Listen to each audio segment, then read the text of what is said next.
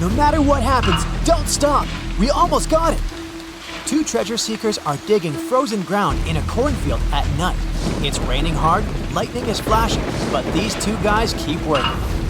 And now the shovel hits something solid. No way! A treasure chest! They start digging faster and find a piece of a ship's engine. What the?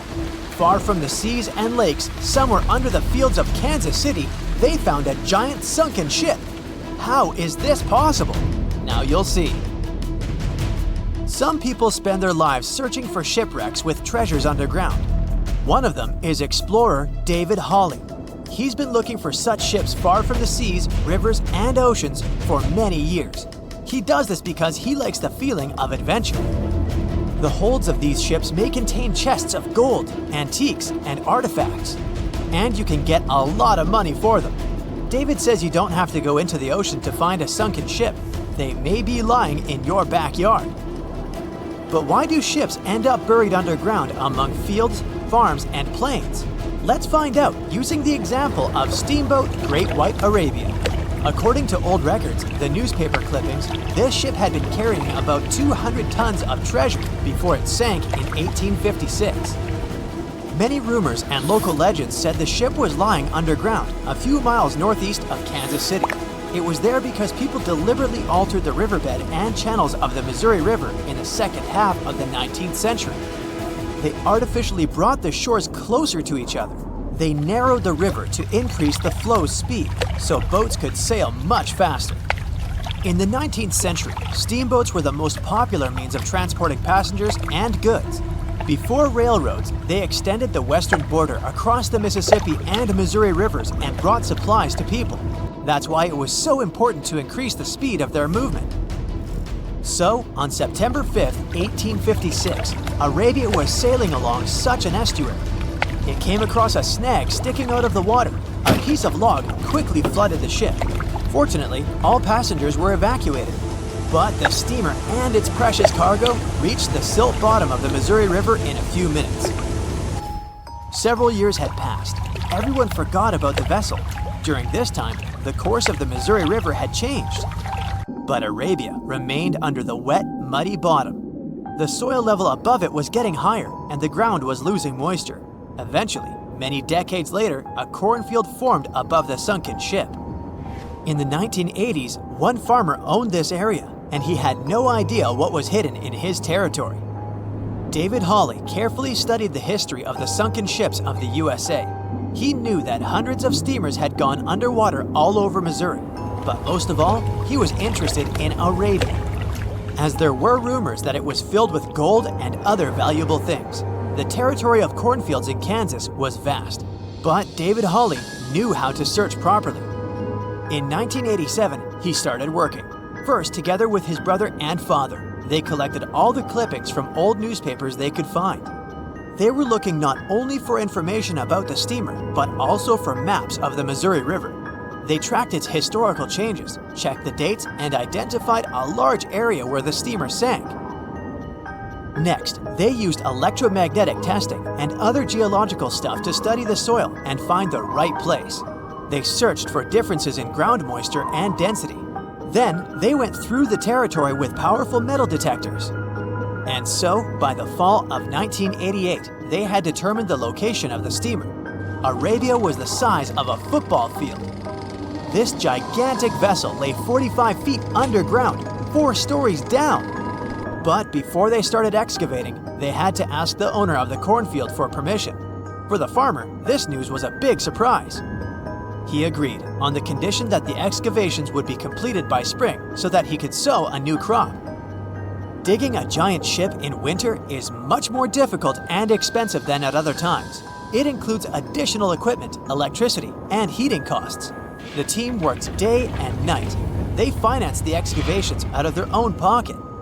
Each invested more than $10,000 and took out a bank loan. Finally, they noticed the first details of the ship. The shovels hit the huge engine boilers and the deck. The goal had been achieved. Most of the cargo lying inside the sunken ships is covered with rust, shells, mud, and is badly damaged. The contents of Arabia were in excellent condition, considering that the ship had sunk 130 years prior. Unfortunately, they didn't find the chests of gold. Still, they got several tons of other valuable cargo, household items of people who lived in the middle of the 19th century. It was a time capsule. The ship was carrying supplies for hundreds and thousands of people, and all these things were perfectly preserved. For example, they could clearly see the brand stamp Goodyear Rubber Company on one rubber shoe. The longer the excavations continued, the more things David and his team found. In the barrels, they found plates from the 19th century. They were intact and usable.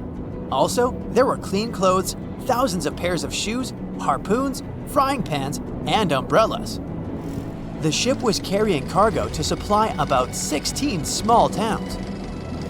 Yes, it's not gold, but such artifacts are also precious. The contents of the ship could be worth millions. However, the crew wasn't going to sell these things. They made a museum on the site of a former fruit market in Kansas City. If you go there, you will immediately feel like you're in a department store of the 19th century. There are thousands of items in good condition. Even the matches here are dry enough to light up. It took David many years to present the entire collection from the steamship. He values each of the items and doesn't want to sell them. Anyone can come here, pay for a ticket, and find themselves in the past. Who knows, maybe there's an old ship hidden in your backyard too. Geologists found an older vessel in the hot desert of Namibia in 2008. This ship sailed back in the days when pirates scared sailors on the seas, and now it's inside a dried-up lagoon. The ship sailed from Lisbon in 1533 and disappeared with the crew near a small diamond mining town.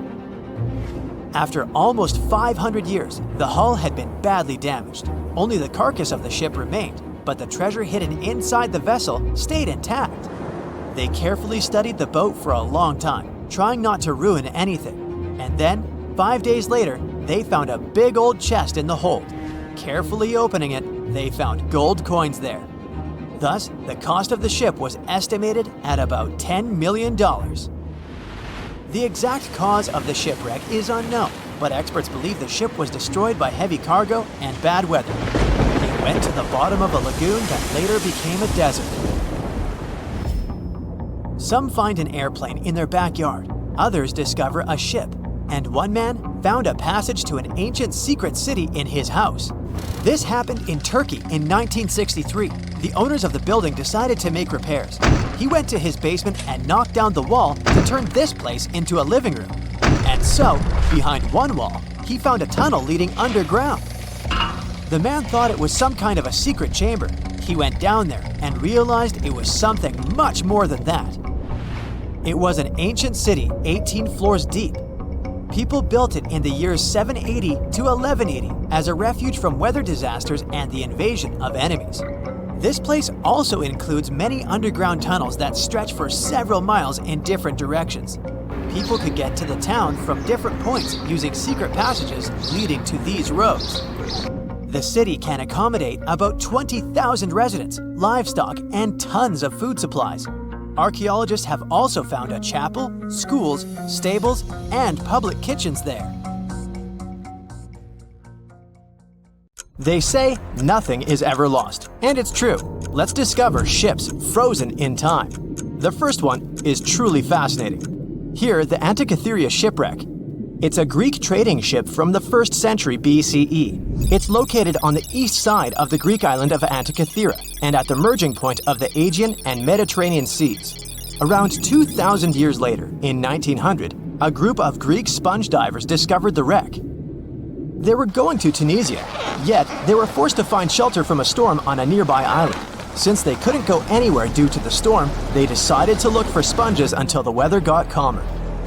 One of the divers discovered the shipwreck at depths of around 130 feet. Imagine someone going for a sponge hunt, but getting out to the surface with archaeological treasures. The captain of the sponge boat talked to the Greek officials about what they had found. The officials sent 2 ships to the wreckage. The salvage operation was successful, and discoveries are now in Greece's National Archaeological Museum in Athens. The findings included 3 life-sized marble horses, jewelry, coins, and hundreds of works of art, including a 7-foot-tall Colossus statue of Hercules. Among these treasures, Antikythera Ephebe, a bronze statue of a young man caught more attention. Because the ephebe doesn't comply with any familiar iconographic model, and there are no known copies of his type, he held a spherical object in his hand. Scholars have different theories of who that person could be, but they are not in a consensus yet. More than 70 years later, Jacques-Yves Cousteau and his team went to the area and recovered hundreds more artifacts and the remains of 4 people. Interestingly, they discovered a complex set of interlocking gears, capable of predicting the movement of the sun, moon, and several planets. The mechanism can also show the times of solar and lunar eclipses years into the future. Think of this Antikythera mechanism as an early computer calendar, to plan significant events like agricultural activities, religious rituals, and Olympic Games. These artifacts found in the Antikythera wreckage are some of the most important findings in modern archaeology. Just the Antikythera mechanism itself has changed our perception of the limits of ancient technology. The mechanism has a sophisticated design and was made over 1,000 years ago. After all these amazing discoveries, experts believe that the wreckage site has remained largely unexplored, and is mostly because of its location and the landscape of the seafloor on which the ship rests. The wreck is too deep for scuba divers but too shallow to use something like a submersible. A survey made on the seafloor in 2012 showed evidence of a second wreck about 800 feet to the south. It's clear that this area has a lot to offer humanity. What would happen if those sponge hunters didn't go to the area? Scientists found a shipwreck in Antarctica at the bottom of the Weddell Sea 107 years after it sank. The name of the ship was Endurance, and it was the lost vessel of Antarctic explorer Sir Ernest Shackleton. Scientists who laid eyes on it decades later say it is among the greatest undiscovered shipwrecks ever. That is why they filmed the whole discovery. The video shows the remains of the Endurance and proves it is still in remarkable condition. It has been sitting in 10,000 feet of water for over a century, yet it looks like it sank very recently. So the story goes like this. The ship was crushed by ice and sank in 1915. Shackleton and his crewmates had to escape by themselves in small lifeboats. From then on, it was all about survival. Shackleton imagined to get his crew to safety. Then, the ship sank. Yes, this is a pretty impressive story. But why did scientists prize this ship? Firstly, Shackleton's Imperial Trans-Antarctic Expedition sailed to make the first land crossing of Antarctica. Yes, the crew was trapped in ice, but the intention was important. Secondly, it's about the challenge itself of finding the shipwreck. The Weddell Sea is almost always covered in thick sea ice. The same ice that made the Endurance sink. Getting near the presumed sinking location is super hard, let alone being able to conduct research. Experts of the modern expedition team foresaw the time when the lowest extent of Antarctic sea ice would come using satellite images. They realized that the weather was in their favor to start an expedition. Dr. John Shears said that they have successfully completed the world's most difficult shipwreck search, fighting against constantly shifting sea ice, blizzards, and temperatures decreasing to negative 0.4 degrees Fahrenheit. Yeesh, I can't imagine the worst conditions in Antarctica if these conditions are in their favor. Lastly, look at this. It's timbers. They're very much intact. Plus, you can read the ship's name. It's still visible. Marine archaeologist Menson Bound says that this is the finest wooden shipwreck he has ever discovered. He has 50 years of career experience, so I believe the guy. So how come the wood is not rotten? Dr. Michelle Taylor, a deep-sea polar biologist, said that there has been little wood deterioration because the wood-munching animals are not in this forest-free region of Antarctica. Workers of a coal mine in East Serbia discovered 3 shipwrecks that had been there for at least 1,300 years. The largest shipwreck is an ancient Roman fleet. It's around 50 feet long with a flat bottom. It's estimated that the ship could carry a crew of 30 to 35 people. Looking at its hull, you can see the marks of repairs. Wow, this one had a lengthy career. It gives us insight into more than 1,000 years ago. The 2 smaller vessels, on the other hand, match descriptions of boats used by Slavic groups to attack the Roman frontier. These 2 have been discovered under mud and clay in an ancient riverbed.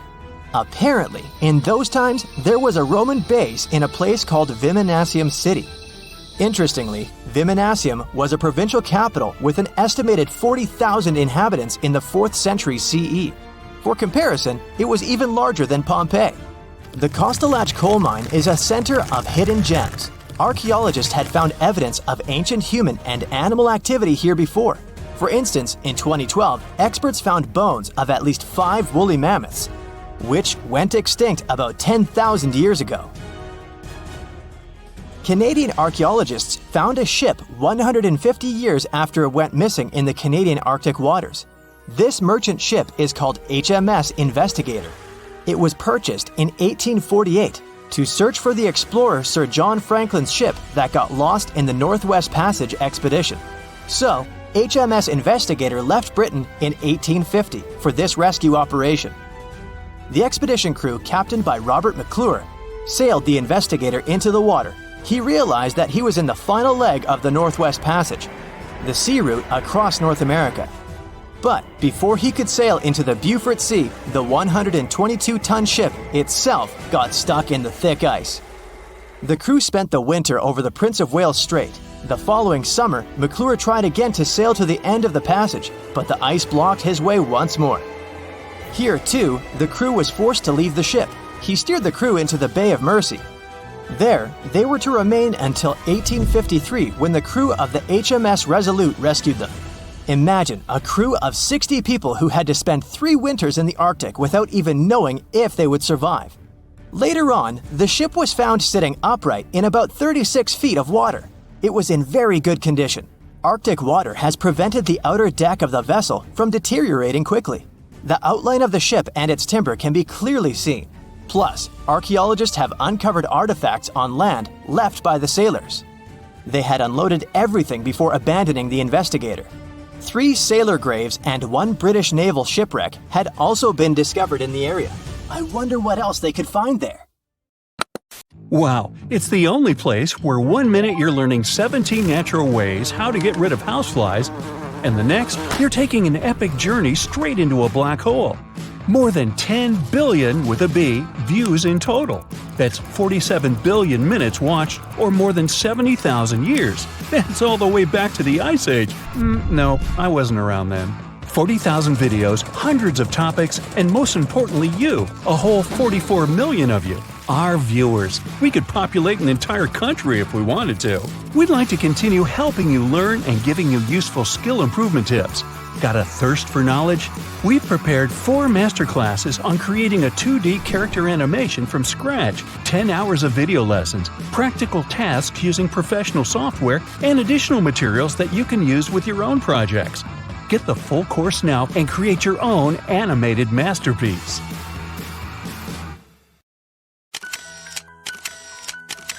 At the beginning of the 20th century, somewhere off the coast of West Africa, a German steamship was leaving the port. Suddenly, the weather got worse, and the vessel entered a thick fog. The sailors ran aground on a sandbank close to the shore. Luckily, no one was hurt, and they were even able to save their precious cargo. But the ship was stuck in the sand for good. And it was not alone there. Nearly the entire length of the western coast of Namibia is called Skeleton Coast. If the name sounds scary, that's because it is. This 976-mile-long beach line is among the most dangerous places on Earth.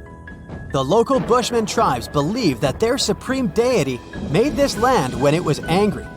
The Portuguese were the first Europeans to set foot in Namibia in the 15th century. And yep, they didn't like Skeleton Coast either. Portuguese explorers thought this land presented the gates to the underworld. This is the place where the Namib Desert meets the Atlantic Ocean. It might be dangerous, but it's actually beautiful. Plus, it's a UNESCO World Heritage Site. If Skeleton Coast had a PR manager, they would quit on the first day on the job. The area is not exactly tourist-friendly because of its geography and history. Beneath the sand and the waves, there is a secret ocean currently lurking for unsuspecting sailors. It's called Benguela Current. It flows towards the north along the coast of southern Africa. This part of the Atlantic is rich in marine life, but the current's land neighbor isn't that happy with the deal. This arid climate created the Namib Desert, one of the driest regions on Earth. And that marine life I just mentioned? It's sharks. 11 species of them to be exact. And yes, the great white decides to pop by once in a while. So far, we've got a desert landscape, strong currents, and sharks. Not a place for a beachside resort, definitely. But if someone ends up on Skeleton Coast, will they know they're in danger? Don't worry, they will. The beach is littered with wrecks of all sizes and shapes. If you remember that German ship I mentioned in the very beginning, its massive and rusted stern is now sticking out from the desert sand. There are some 500 wrecks in total scattered along the coast, and it's a mixed crowd, from Portuguese galleons centuries old to ships that ran ashore here in the 21st century. A modern fishing ship called Zela India managed to slip from its tow rope in 2008 and ended up on Skeleton Coast. Okay, it didn't escape on its own, it had some help from the elements, but it's better to be a tourist attraction on a beach than to be broken up for scrap. That's where the trawler was originally going, poor thing. Skeleton Coast's most famous inhabitant, to call it such a place, is the wreck of the Dunedin Star. The British cargo liner ran aground here in 1942. The massive rescue operation that followed reveals why it's so dangerous for sailors to end up here. The rescuers managed to save all of the crew and passengers, but at a heavy price. An aircraft and a tugboat were lost in the process. It took the last of the rescuers a full 2 months to return home to Cape Town. Why, you might wonder? One look at the map of the region reveals the reason. It's an endless sea of yellow, which is the sand. There are so few roads here, so Skeleton Coast is hard to reach by land. There are also legal obstacles. You need a special permit to drive into the area. But the skeletons in the name of the area don't only refer to ships, they also stand for animal bones. Most of these belong to whales and seals. Many animals have adapted to the area, so lions and hyenas roam the coastline in search of a meal. Yeah, now there are hungry lions as well, as if those sharks weren't enough. Other animals with a temporary residence on Skeleton Coast include elephants, cheetahs, leopards, and giraffes. In 1971, the Namibian authorities established a national park here, but except for surfers, after an adrenaline rush, they don't get many visitors. You can understand why.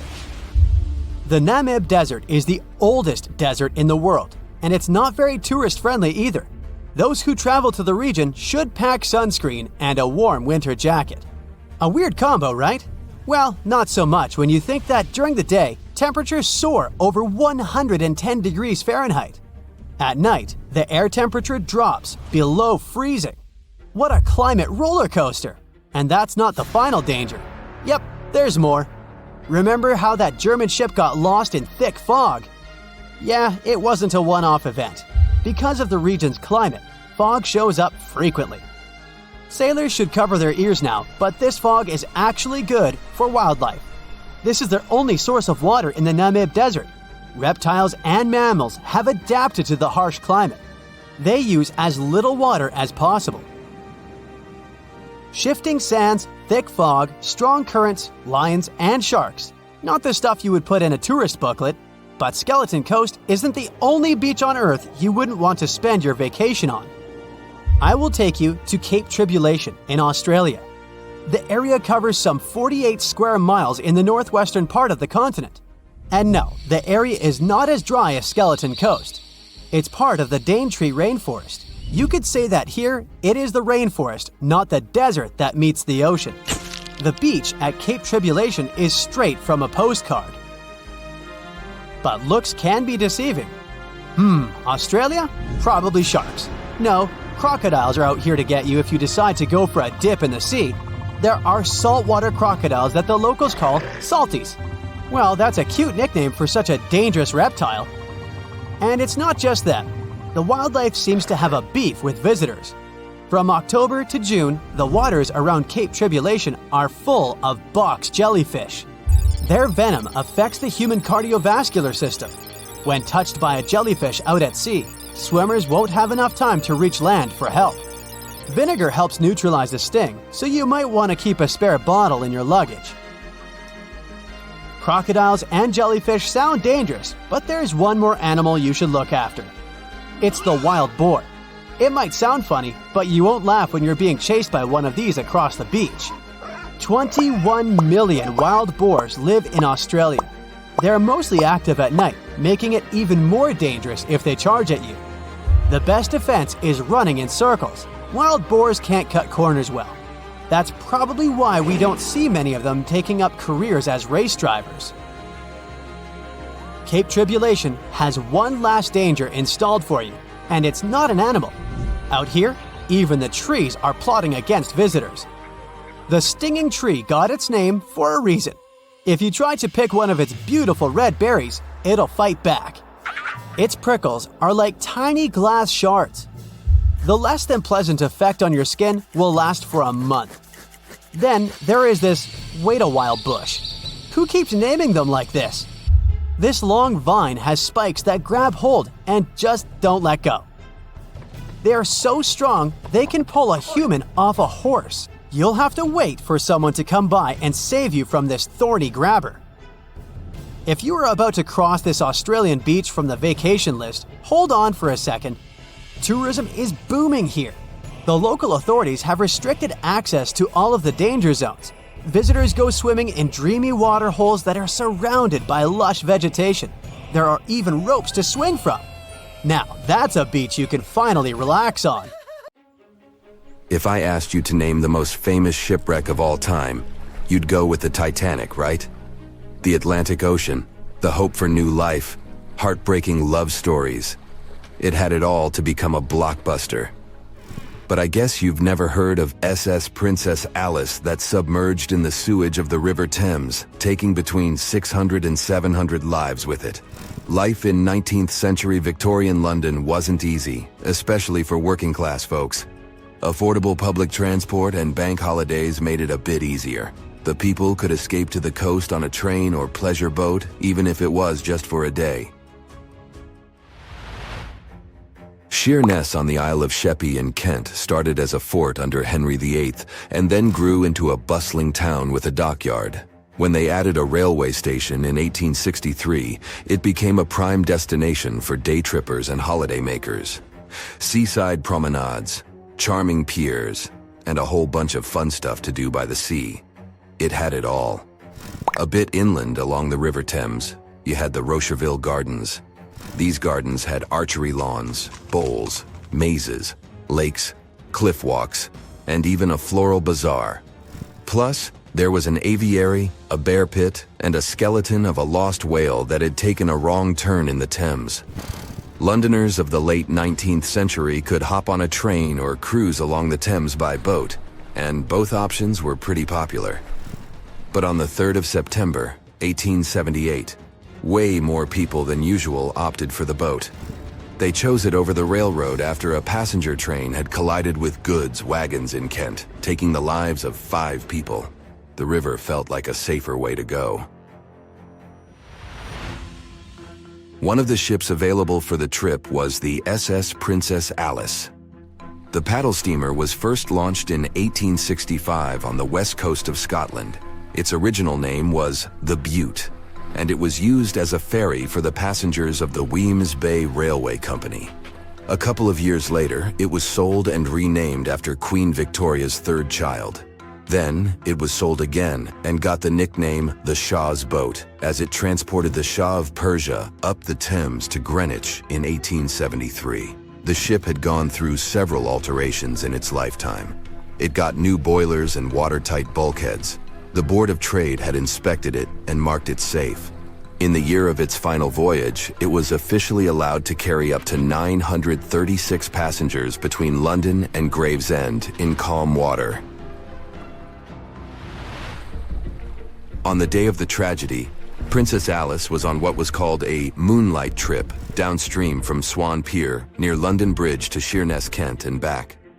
The trip wasn't expensive, so most of the passengers were from the working class. There was also a musical band aboard to keep the spirits up. The 3rd of September was a bright day, and many families were happy they could catch some final summer sun rays and enjoy fresh sea air. The then owner of the ship, the London Steamboat Company, had several vessels working on the route. The passengers were free to hop on and off different ships. At around 6:30 p.m., After a beautiful day in the open, the SS Princess Alice headed back to Swan Pier. No one kept official lists of passengers, so we'll never know exactly how many people were on board that evening. But they say the steamer was close to its full capacity. As it got darker and cooler, many families decided to stay inside the saloon or in their cabins below. Some stories from the steamer sound like fate. The captain of Princess Alice let his steerer stay at Gravesend and replaced him with one of the passengers. John Ayres was a sailor but had little experience at the Thames or with a vessel like Princess Alice. Alfred Thomas Merriman, a chef from East London, had been offered to work on the steamer at the last moment. He was 30 years old and a father of 4, so he couldn't say no to extra money. At around 7:40 p.m., he was standing on the deck by the saloon door. By that time, Princess Alice had passed Tripcock Point and entered Galleon's Reach. The passengers could see the North Woolwich Pier in the distance. Many of them planned to disembark at that stop. And that's when Merriman noticed a huge ship carrying coal. It was Bywell Castle. This vessel normally carried coal to Africa, but it had just been repainted at a dry dock. Bywell Castle was going to Newcastle to pick up some coal and transport it to Alexandria, Egypt. The ship's captain, Harrison, wasn't too familiar with these waters, so he called in Christopher Dix, a seasoned Thames River pilot, to lend a hand, even though he didn't have to. The ship had a fancy raised forward part below the deck, and Dix couldn't quite see what was in front of him. So, they had a sailor on lookout duty. As they set sail from Millwall at the speed of 5 knots, 5.7 miles per hour, they tried to stick to the middle of the river, but other boats had other plans.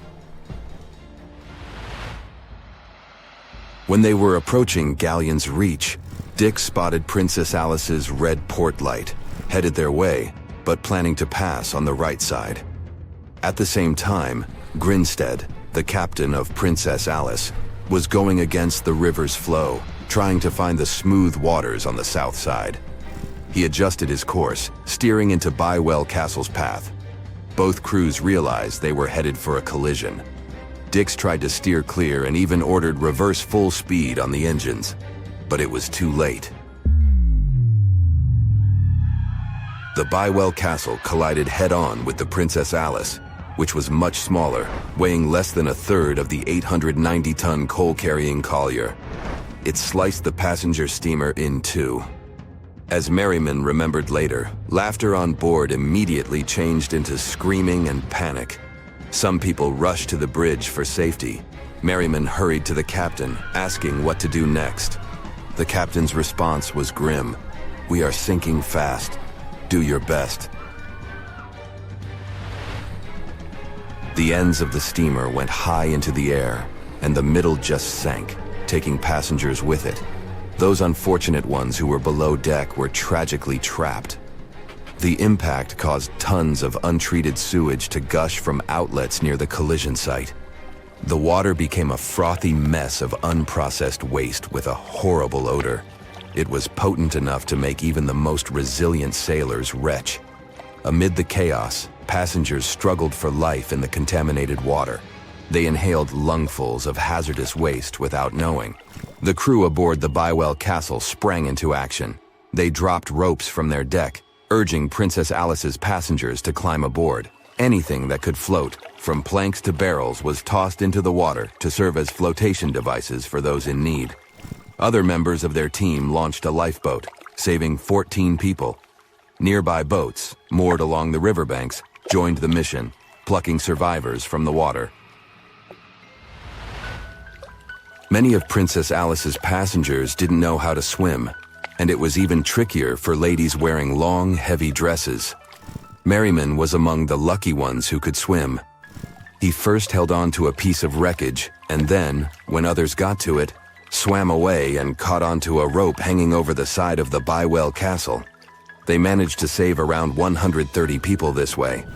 Another survivor was Robert Haynes, who played in the Princess Alice band. He was fond of ships and had noticed the Bywell Castle a couple of minutes before the collision.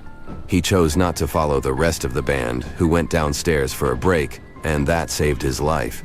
Princess Alice's sister ship, Duke of Teck, arrived 10 minutes too late to assist with the rescue efforts. Only 2 people who had been below deck or in the saloon managed to survive the collision. We still don't know the total count of lives taken on that day, but it's somewhere between 650 and 700. And what makes this story even more tragic is that it has been mostly forgotten.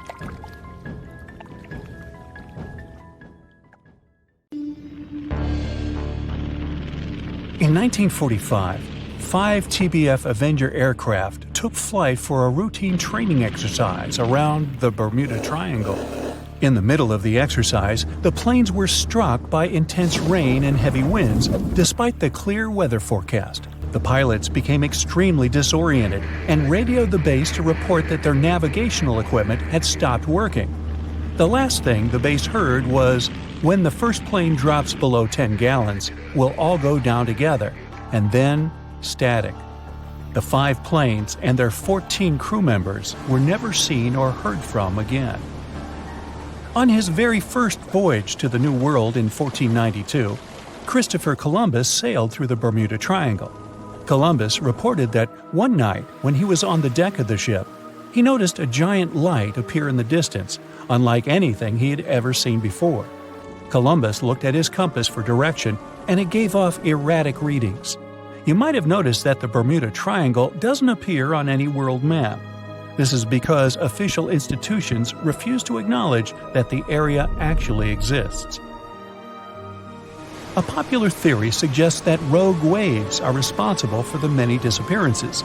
Rogue waves are called extreme storm waves by scientists. They occur when different weather patterns take place at the same time and cause large, unexpected waves. Witnesses say that the waves look like giant walls of water. These waves could explain why ships go down fast and without leaving any trace. The Bermuda Triangle is home to some pretty intense and unexpected weather.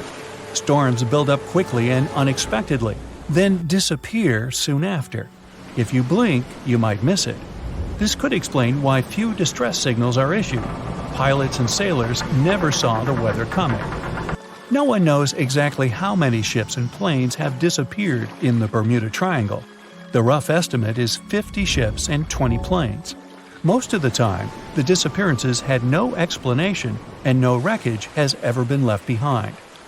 Another bizarre theory trying to solve the Bermuda Triangle mystery comes from Charlie Berlitz. He insists that the area is home to the lost city of Atlantis. The missing ships and planes and malfunctioning equipment, according to him, were all caused by rays of energy let out by the special energy crystals that power Atlantis. While this sounds silly, Berlitz's theory was convincing enough that over 20 million people bought his book worldwide. In the year 1800, a large sailing vessel called the USS Pickering departed from the U.S. on its way to the West Indies. The ship sailed into the Bermuda Triangle along with its 90-man crew and was never heard from again. The USS Pickering was the first ever confirmed ship to vanish in the Bermuda Triangle. It's believed that the ship was taken out by a storm, but because no wreckage was ever found, we'll never know for sure. When the TBF Avenger planes went missing, a massive search operation was conducted. Boats and planes searched the Bermuda Triangle for any signs of the aircraft. One of the boats searching was a PBM-5 Mariner airboat. The airboat took flight at 7:27 p.m. and called in a routine radio message 3 minutes later. Then, it was never heard from again. No trace was ever found of the rescue airboat or the 5 Avenger aircraft. An enormous investigation was launched into the disappearance of all these vehicles, but nothing was ever discovered. This particular area of the ocean is one of the most heavily traveled shipping routes in the world. Some skeptics believe that this fact solves the mystery. Statistically, the busier the area, the higher the frequency of accidents and disappearances. While this makes sense, it's not the frequency of disappearances that's responsible for the mystery of the Bermuda Triangle. It's the lack of explanation or wreckage found. On the ocean floor, decomposing organisms let off large concentrations of methane gas that gets trapped under the water. This gas can build up until, boom, it ruptures. The gas surges up to the surface and erupts. If a ship was in the area of one of these ruptures, The water would become much less dense and cause the ship to sink rapidly and without warning. Scientists believe this could be the cause of the many disappearances in the Bermuda Triangle. While this theory makes a lot of sense, it doesn't seem too likely. The U.S. Geological Survey has stated that no large releases of gas are believed to have occurred in this area for the past 15,000 years. The ocean floor is made of rocks containing a lot of magnetite. It's more like iron. Magnetic fields react to high concentrations of magnetite on the ocean floor, which may start a sort of conflict between the two. It can often lead to various weather anomalies and, as a result, navigation issues. And, naturally, any changes in the ocean floor or the Earth's magnetic fields influence the Bermuda Triangle a lot. Since the magnetic field is constantly moving, it might be also taking the Bermuda Triangle with it. Now that people know where the triangle is, it's easy to avoid it. It supposedly moves eastward together with the magnetic poles, but scientists still can't answer where exactly it will be in a couple of years. Some people blame all the disasters on the extraterrestrial paranormal activity. Others suppose it's all about raging natural phenomena. There's another triangle in Lake Michigan. Just like the one near Bermuda, the Michigan Triangle got its shady reputation for some disappearances. The first recorded one dates back to 1679. A large vessel, one of the largest of that time, set out on an expedition. Yet once it got in the sinister triangle, it never came back. Much later, an aircraft disappeared in this triangle. The skies are usually very clear there, but back in 1883, some people witnessed abnormal things in the area. Some claim to have seen large blocks of ice falling from the skies, and the crew even managed to save one as hard proof. Meanwhile, the Pacific Ocean Mystery Area is another sinister triangle. Off the south coast of Japan, not far away from Tokyo, there's a sea where plenty of ships met their doom, disappearing without a trace in these waters. They call it the Devil's Triangle. Some scientists believe the cause of anomalies is the environmental changes. Also, there's a really high concentration of methane hydrates on the bottom of the ocean in the Pacific Triangle area. You're deviating from your original course and sailing in the wrong direction. There's the Caribbean Sea near the triangle, peppered with small islands. The seafloor here isn't deep. The ship can get in shallow waters. And now the ship is stuck on a shoal, and you have no idea where you are. If this were the 21st century, the ship's captain would be able to reach the shore using GPS and other modern navigation. But the most interesting thing is that the compass would work correctly this time, since the magnetic North Pole hasn't already coincided with the true one for a long time in the territory of the Bermuda Triangle. The agonic line is somewhere far away from here. There are no problems with navigation now, but for some reason, this is where ships disappear. In fact, not just here. Throughout the Atlantic Ocean, there are places where many more ships were gone. The Bermuda Triangle is not even in the top 10 of such places. One of the main reasons why many ships are lost here is that one of the most popular shipping routes in the Atlantic passes through the Bermuda Triangle. And the more ships in one place, the more shipwrecks. Simple probability. Then, it just starts getting weird. Other theories say that there's a space-time rift in this region. Ships and planes fall into this rift and end up in the past or the future. But for some reason, there's not a single proof of this myth. There's no reason to think that the rift is hidden somewhere here. The base of an extraterrestrial civilization is located in the Bermuda Triangle. Visitors from other galaxies steal sea vessels along with the crew, so no one finds the wreckage of the ships. This is also a popular myth that has no scientific justification. The Kraken lives somewhere in the triangle. It's a huge squid that sinks ships and also is a legend that sailors tell each other. However, gigantic squids live in the depths of the ocean. They can grow to the size of half a train car, but no cases have ever been recorded where they sunk a large vessel. And in the area of the Bermuda Triangle, they have never ever been seen. People in the past didn't know about the existence of these creatures, so when they saw them for the first time, they described them as huge, terrible monsters. Giant squids are some of the most elusive creatures on Earth. and scientists had to use sonar equipment to find them. They don't like to leave the dark depths and are likely to be afraid of the sound of any ship. So, that should squash the squid as a suspect. The year was 1854, and the SS Arctic, the fastest passenger liner of its time, set out to cross the Atlantic. As it sailed through the misty veil, it slowly disappeared into the unknown.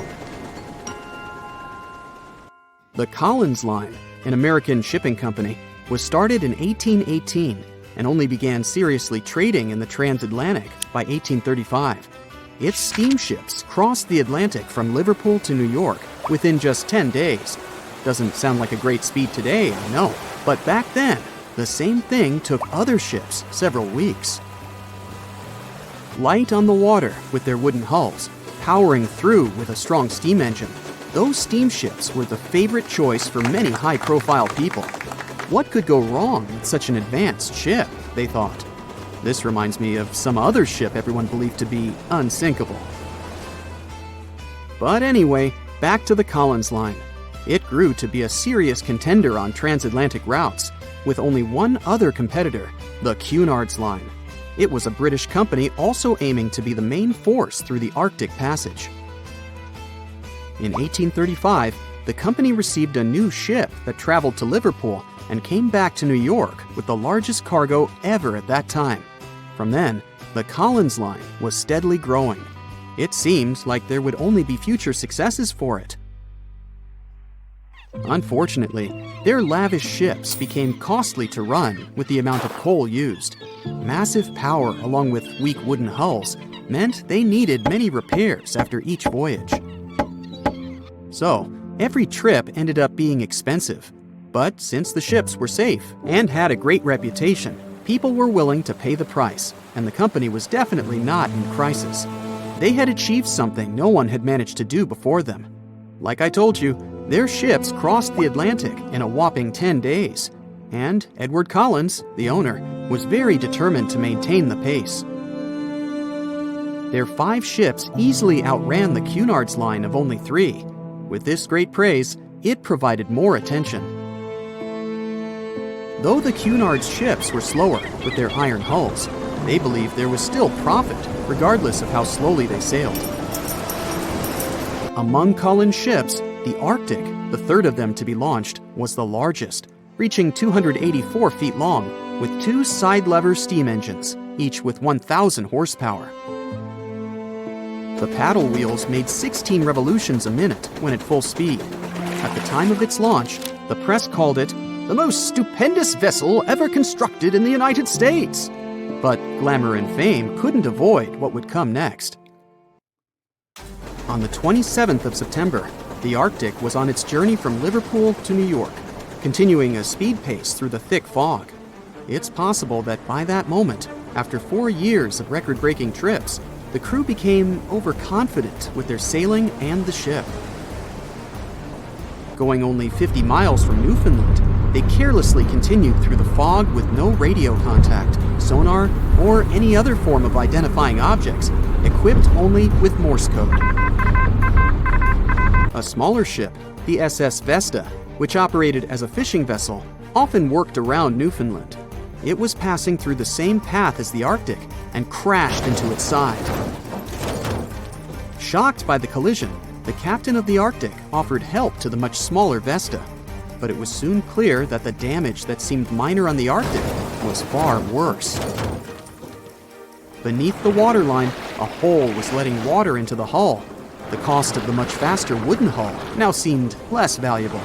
They steered toward land, trying to plug the holes, but they weren't doing so well, and the seawater continued to pour in, filling up higher and pushing the ship down. And finally, once the engine room was full, it put out the boilers, taking away the massive power the Arctic was once legendary for. They moved slowly until coming to a complete stop. The ship continued to sink, and the order was to abandon it. At the time, maritime law allowed for the Arctic to carry only 6 lifeboats, only capable of saving 180 people. The crew and some of the passengers managed to push their way aboard and took most of the seats on those boats. Things were pretty wild, and everyone forgot about their manners, not letting the ladies and the youngest ones board first. It took 4 hours for the Arctic to sink. 150 crew and 250 passengers were on board. Those that weren't able to find a lifeboat made a desperate attempt to build their own rafts from parts of the ship. 2 days later, only 3 boats made it safely to the shore. The other 3 were never found. Believe it or not, the rescue party also saved some people that had been clinging to the wreckage for 2 days. Unlike the crew, the captain went down with the Arctic, but amazingly survived. He would be only one of 85 people that made it out of the 400 on board. When the news arrived 2 weeks later, the public responded with great sadness to the losses. Great anger soon followed towards the poor safety measures in the crew. The press published demands to change the laws for more lifeboats. It only made sense to have enough for every person on board a ship. But they ignored those requests. This neglect would lead to more disasters in the future. Enough lifeboats would only come into maritime law some 60 years later, after the disaster of the Titanic. Edward Collins' wife and 2 children were also aboard the ship and didn't return. He was heartbroken, but didn't stop running his business. The Collins line still had a reputation to uphold, the biggest, fastest, and most luxurious on the Atlantic. Edward Collins would now build an even better ship than any other. It was named the Adriatic, and it was the largest ship in the world, 354 feet long. With 2 alternating steam engines that had never been built of this size. These steam engines at the time were at the height of engineering, though today you can only see them in models and toys. With the new addition of 2 masts, the Adriatic would also be able to sail if needed. Luckily, they made some lessons from the disaster of the Arctic. But before their new ship, the Adriatic, was built, another disaster had occurred. The sister ship of the Arctic had also sunk. They believed this second ship was desperate to stay in front of the Cunard's line and hit an iceberg somewhere during the race. This weird contest took the lives of 141 people. The desperation of Collins and his weakly built hulls pushed the company towards bankruptcy in 1858. The newly built Adriatic, costing over $1 million, had only made 1 voyage in the end. And even that voyage was considered a disaster. The ship collided with a tugboat. It still managed to finish its maiden voyage at a suitable time. After the company had gone bankrupt, they had to sell the ship for only $50,000. They removed the great giant engines, replacing them with only sails. Although it was once the greatest ship on the high seas, it was only 30 years later until it was abandoned, labeled irreparable, and anchored in a river. The other remaining ships were also sold and only used for parts. Edward Collins left the industry altogether, seeking work on dry land instead. As the Collins line was no longer in the mix, the Cunards would grow in strength. Without competition, they would win the Blue Ribbon for the next 30 years, and 180 years later, after producing hundreds of ships.